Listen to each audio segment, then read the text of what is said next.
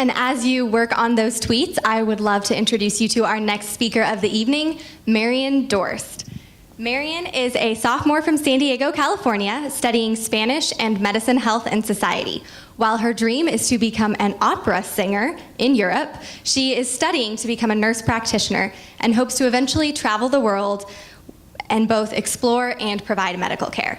Marian enjoys exploring new cities and their respective coffee shops, but ultimately she loves being at home with her family, cooking, watching football, writing, and of course, singing.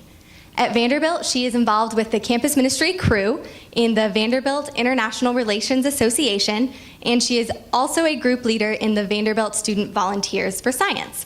She has worked as a city host in Boston for the Center for Student Missions, as a mentor for the Healthy People Challenge, and at summer schools working with elementary and middle school students.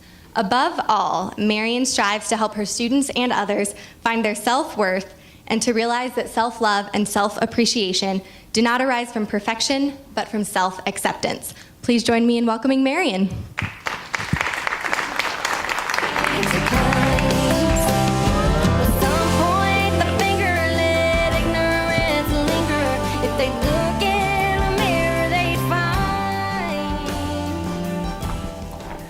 Hello, I am a perfectionist.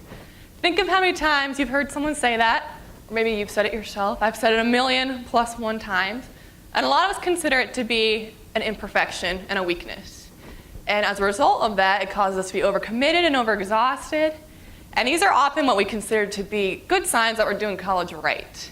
But a lot of times we confuse this path for finding our perfection with our path for what our self-worth really is. So like a lot of you guys, I came to Vanderbilt on a really confident high, feeling really well about myself, all the records in the books, which I'm sure a lot of you can relate to.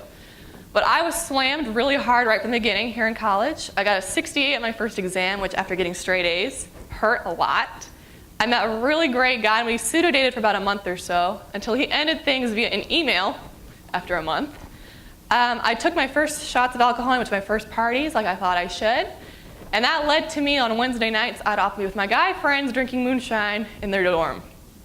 And I realized as these changes were happening that I was prioritizing different things than I had before I came to college. Before I came to school, I really prioritized having a good group of girlfriends and going to church and studying efficiently like I should. But I couldn't find the will to change, even though I knew that this wasn't really me. And so, as a result, I kind of spiraled further and further downhill. And I never shared my struggle with anyone because I realized, would I still be interesting if I ripped down the mask that I'd been wearing my whole life? Would I still be worthy of Vanderbilt? Would I still be able to relate to my roommate, to all the girls on my hall? And so I didn't share this, and unfortunately my hole did not get any shallower. So one night, I was with a group of girlfriends, and we were bored. It was a Saturday, and so strange enough, at this point, I had never heard of Tinder. You might recognize this as Tinder. And I said, one of us should get it, we should all share it. And I hadn't heard of it, so I was like, sure, I volunteer. And so I got it, and that first night it was hilarious to see what guys would actually message us. But after that first night, my friends forgot about it for the most part. They might have mentioned it here and then. But I didn't forget it. It had my name, my age, my photos, my bio, and it became a game to me. Swiping right, swiping left, talking with a bunch of guys. My only rule was I was not going to go on a date with a Vandy Tinder match of mine. I wasn't going to swipe right and accept someone from Vandy.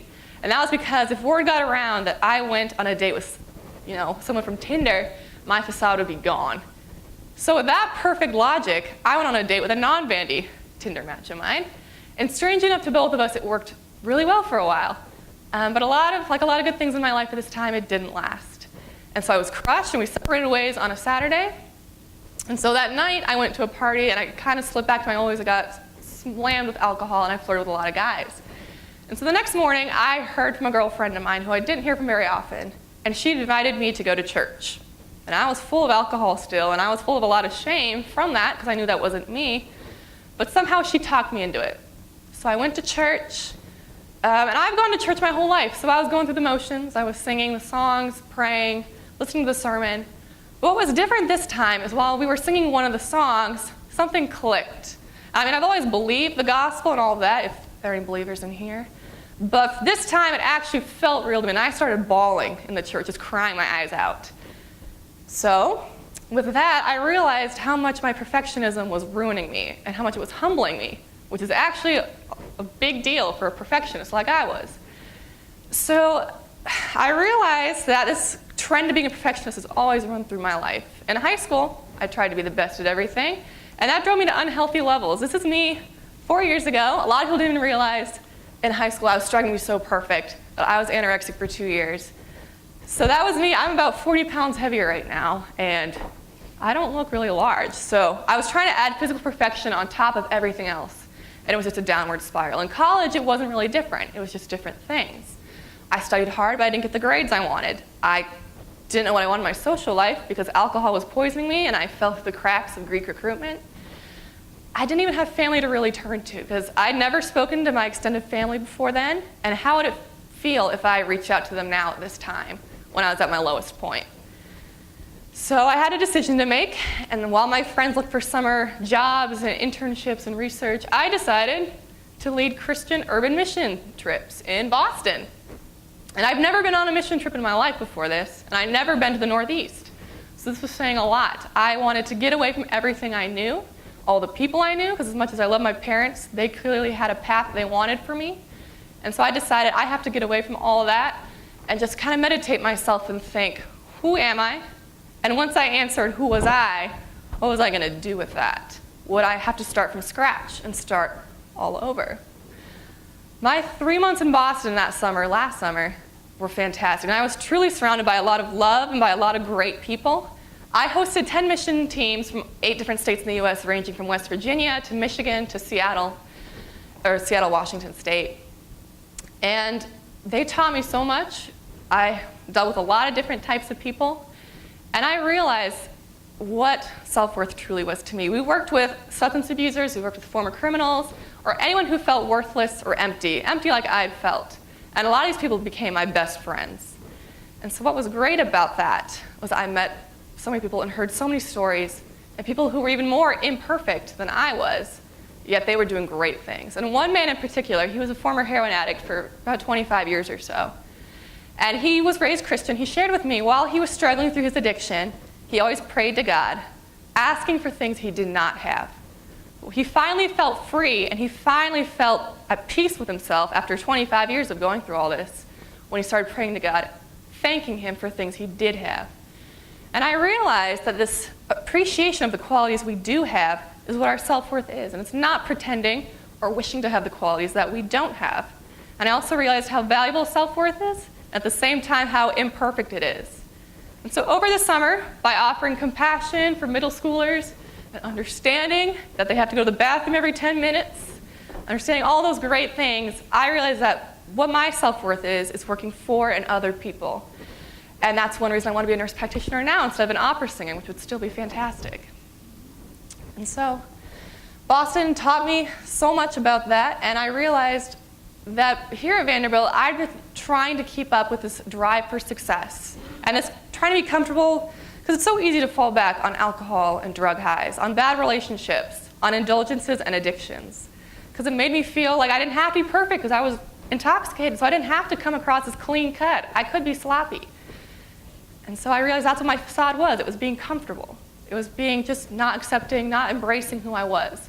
And so now I seek to be uncomfortable, because this discomfort is what we push through and we grow from.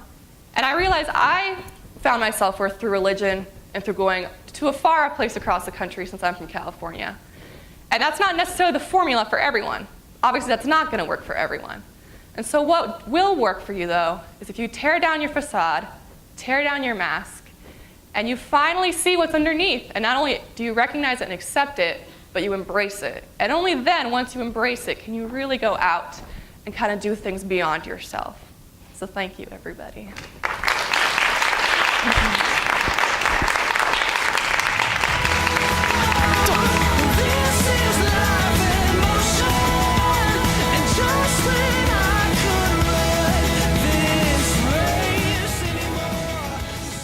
A big thank you to Marian for eloquently reminding us of the importance of being true to yourself and to the values that are meaningful to you. I know that I need some of those reminders as a graduate student when I'm staying up late, doing more and more and more for work and school, when really what I need and what's important to me is a little bit of time with my family.